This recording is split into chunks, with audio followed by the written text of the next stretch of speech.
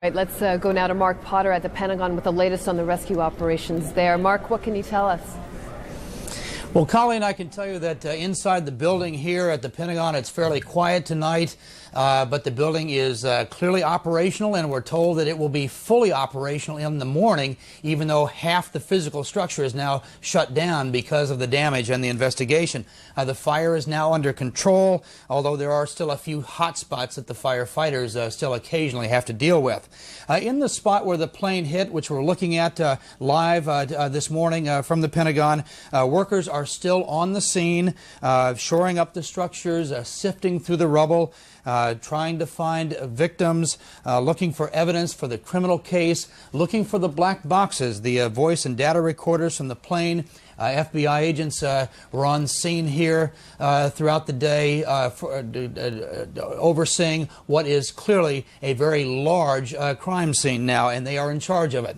Officials say they no longer expect to find survivors in the rubble, and their estimate of how many people may have been killed here is now in the 200 range, and that includes the 64 who are believed to have died on the plane.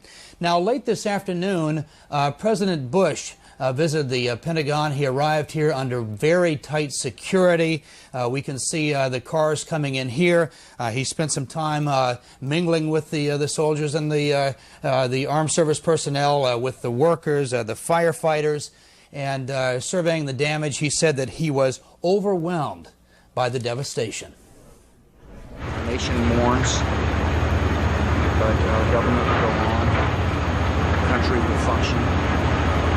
We're on high alert for any possible activity.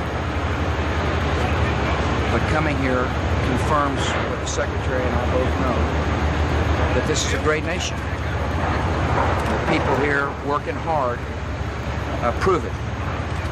People out here working their hearts out to answer families' questions, to remove the rubble and debris from this awful scene. Now, during the president's visit, some of the firefighters and the workers on scene unfurled a large American flag down the wall that is right near the area. You can see it here right near the area where the plane hit.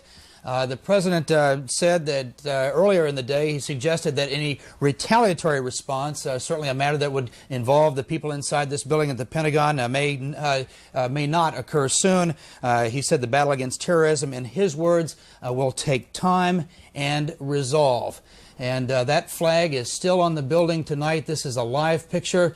It's lit up well for all the people in Washington to see. Colleen and Jim, back to you. And Mark, very important symbolically for the U.S. government to keep that building open. And that's the point that they want everyone to know, that it will be fully open tomorrow, although people will be doubling up in offices because of the office space that was lost. All right, CNN's Mark Potter at the Pentagon. Thanks. Jim?